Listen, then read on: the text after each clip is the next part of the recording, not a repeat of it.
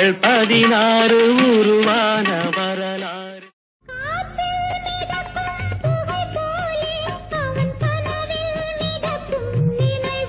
எப்பவுமே நீ யாராவது முன்னுக்கு வந்து எவ்வளோ கஷ்டப்பட்டு வந்து அதெல்லாம் படுத்து தூங்கும்போது யோசனை பண்ணி தூங்கணும்.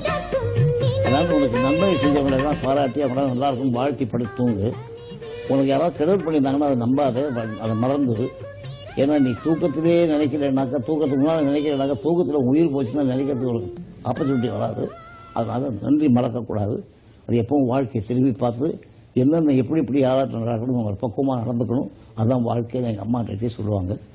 அதெல்லாம் கேட்டு வளர்ந்துட்டே வரேன். இன்னும் அப்படி தான் இருக்கேன். என்னுடைய வாழ்க்கையில் எனக்கு யாராவது என்னென்ன உபகாரம் பண்ணாங்களோ அவங்களெல்லாம் மறக்காமல் வாழ்ந்துட்டு இருக்கேன்.